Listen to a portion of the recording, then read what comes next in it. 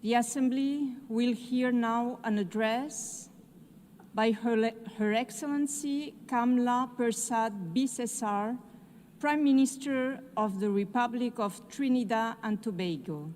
I request protocol to escort Her Excellency and invite her to address the Assembly.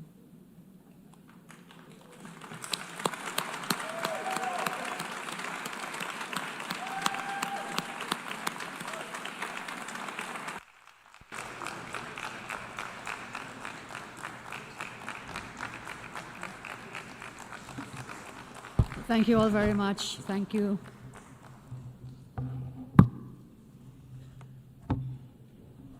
Madam President, Excellencies, distinguished delegates, friends. It is an honor for me, on behalf of Trinidad and Tobago, to address this Assembly on the 60th anniversary of the United Nations. I congratulate you, Madam President, on your election, and I thank your predecessor for his service. Madam President, I'm very happy to see the escalator actually worked today. And I'm very happy to see the teleprompter is also working. So as I address you, thank you all very, very much. So I've had some blessings coming to the UN today. The UN has been much more than diplomacy. It is a lifeline to many countries, bringing education to classrooms, care to clinics, recovery to villages, and growth to fragile economies. On this milestone anniversary, we must face a very hard truth. The spirit of multilateralism is under strain, the effects of which has begun to undermine the foundations of stability and peace. Trinidad and Tobago confronts conflicts that seriously threaten our stability and peace. The notion that the Caribbean is a zone of peace has become a false ideal. The reality is stark. No such peace exists today. For too many in our region, peace is not daily life, but an elusive promise, glimpsed and never grasped.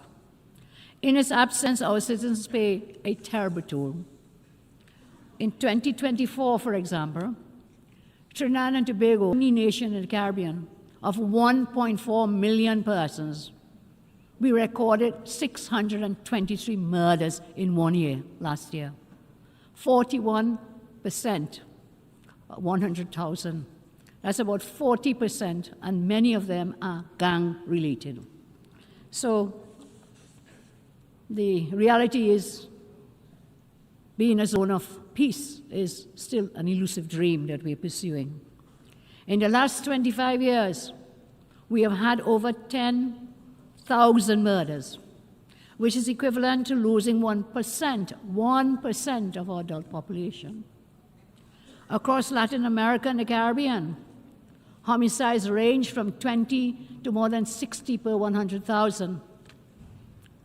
President Trump's comments on the effects on countries of relentless narco and human trafficking, organized crime, illegal immigration are correct. These are not only defined by geographical borders, but also by cultural identities, religious beliefs, ethnic compositions, and, of course, legal structures. That is why, through legal immigration, persons are allowed entry because they fulfill the criteria to integrate into the existing population and to add value to their own lives, as well as their adopted society at large. However, illegal immigration neglects all checks and balances and will only create long-term. Most illegal immigrants will not be able to assimilate into their adopted societies. That inevitably leads to greater poverty, crime, and cultural antagonism. This, then, is not phobia. It is not hyperbole. It is simply the stark, naked truth. Small countries like mine, Trinidad and Tobago, suffers from illegal immigration. Because of the recent increased protections at the U.S. southern border, illegal migration, drug cartels, and criminal gangs have been rerouted in the Eastern Caribbean, which is where my country is located. It is driving increasing gang violence, drug arms, and human trafficking. Efforts to repatriate illegal immigrants from Trinidad and Tobago from recent times has proven very difficult. Criminal syndicates are abusing asylum requests for refugee status. Therefore, Trinidad and Tobago is particularly grateful for the U.S. military presence in the Southern Caribbean. This has been very effective in inhibiting the innumerable activities of drug cartels within our country. While there have been objections to the U.S. military action against drug cartels in the Southern Caribbean, some objections from some countries, I state today, Trinidad and Tobago reminds the international community forceful and aggressive actions are taken. These drug cartels will continue their societal destruction because they believe affected nations will always unreservedly subscribe to morals and ethics and human. We willingly supported the International Security Alliance announced by U.S. Secretary of State Marco Rubio, involving the U.S. and several countries in South America, and of course including Trinidad and Tobago, to combat drug trafficking in the hemisphere. Trinidad and Tobago, I say, is very committed to contributing our resources, as scarce as they may be, and our capabilities to this alliance, in line with the theme of this year's General Assembly, Better Together. The United Nations Office on Drugs and Crime, in its 2025 World Report, makes a very true, unmistakable fact very clear. The global drug economy destabilizes institutions, corrodes democracy, undermines development. That is a war without borders, measured in murdered children, measured in broken families, and measured in stolen futures. The cartels and the governments that enable them are taking us for fools. If left unchecked, gangs could replace governments, and states may stand in name only, but collapse in substance. Nowhere is this warning more explicit than in Haiti, our CARICOM neighbor, where armed gangs, political collapse, food insecurity have converged to overwhelm democracy and to create a protracted emergency. Today, Trinidad and Tobago wants to commend Kenya for leading the multinational security support mission in Haiti.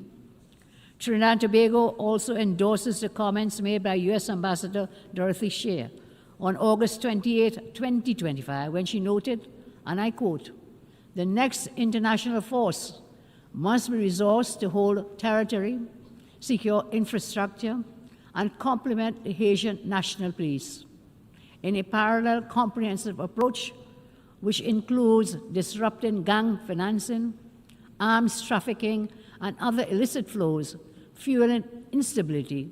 All is required to restore order. All is required to restore order in Haiti." As member states, consider the form of greater support as we urge the international community to support us, to support the United States, to support Panama's proposed gang suppression force, to allow the deployment of 5,500 member force to subdue the gangs and restore order in Haiti. The theme before us, as I said before, and we all know for today, better together. We go from principle to practice. This principle, better together, is not just a slogan, it is a call to action. It signifies the collective effort required to combat transnational crime, to uphold democracy, and to restore peace and security in our nations.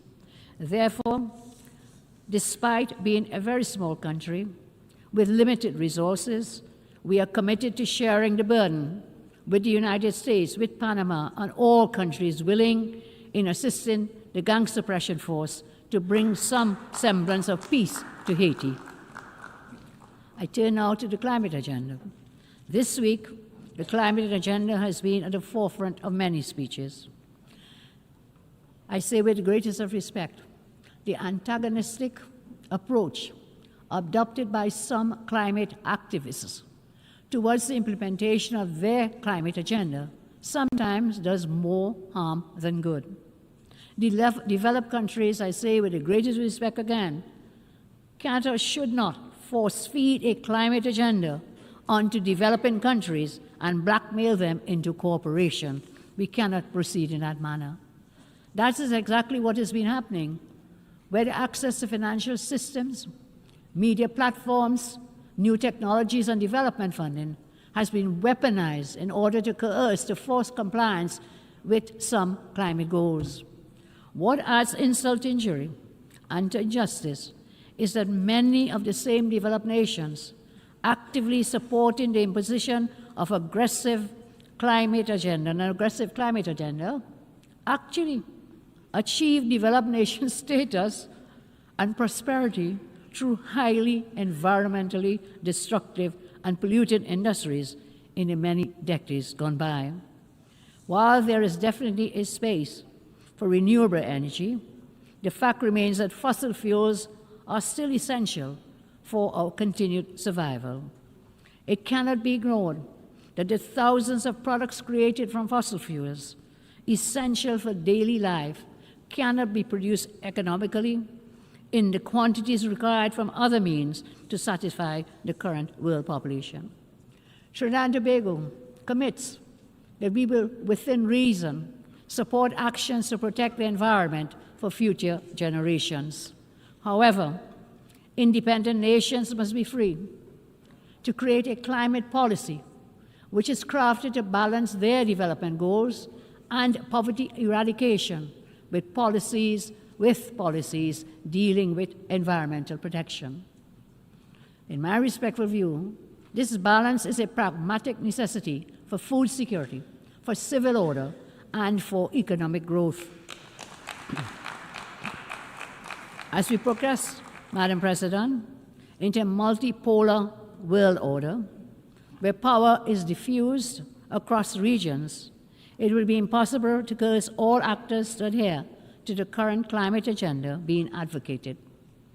Trinidad and Tobago will not adopt unbalanced and unreasonable imposed climate practices that will simply lead to the exploitation of our jobs, lowering our standard of living, and stunting our economic development, punishing our people into poverty, while many larger countries completely ignore their responsibilities.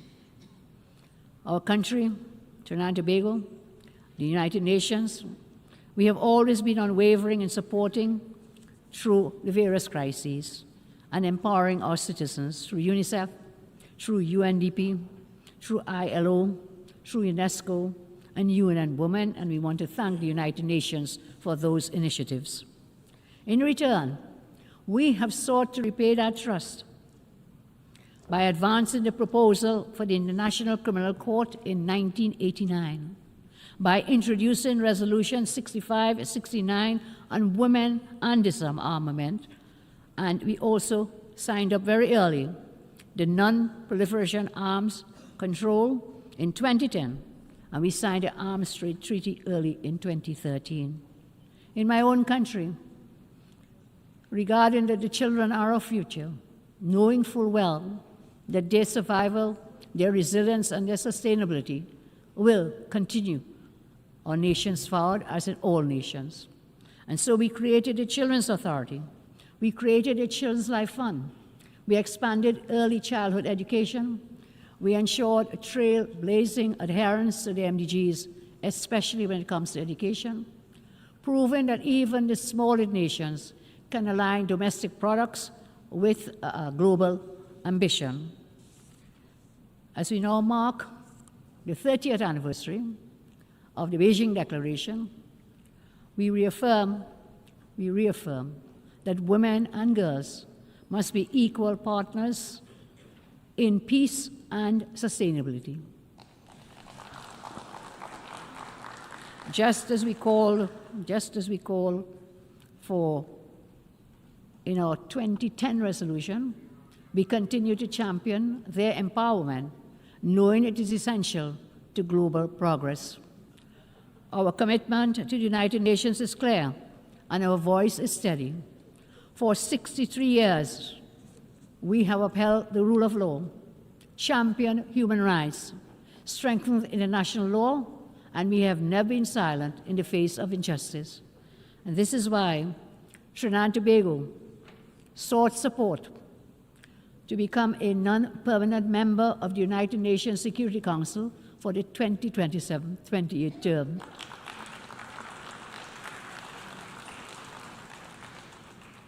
We are happy that there was a non-objection to that, and we willingly take on the mantle on that United Nations Security Council for the coming year.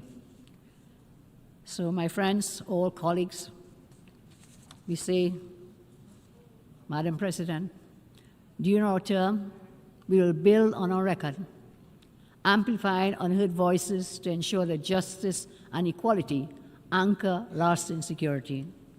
Madam President, colleagues, Trinidad and Tobago may be small in size, but we are large in conviction.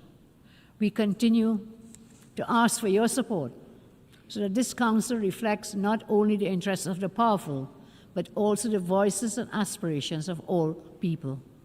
Trinidad and Tobago is firmly committed to the tenets of multilateralism. I want to take a moment to especially thank Saudi Arabia, the United Arab Emirates, Qatar, Turkey, Kuwait, Bahrain, Ghana, and all others who have been actively working with us to increase cultural and economic cooperation. The United States, Canada, the United Kingdom, India, China, and the European Union remain always reliable partners, as they have been for decades. On this 63rd anniversary, let us agree to strive for greater cooperation, to strive for more openness to respecting free speech, and also at the same time respecting dissenting opinions. Over the past decade, there has been an inclination to cancel views that are not fashionable to dominating narratives. Today I ask, let us pledge to listen to each other with an objective mindset. Peace and progress can only be fulfilled through honest, sometimes uncomfortable decisions, and this is the place for that. This honest communication is even more important, as I said, in a multipolar world order, where military and economic power is now disseminated across the globe. Madam President, Trinidad and Tobago commits to the work of this body, not for conquest, not for power, but the sake of all humanity. I thank you very much, Madam President. En nombre de la Asamblea. On behalf of the Assembly, I thank the Prime Minister of the Republic of Trinidad and Tobago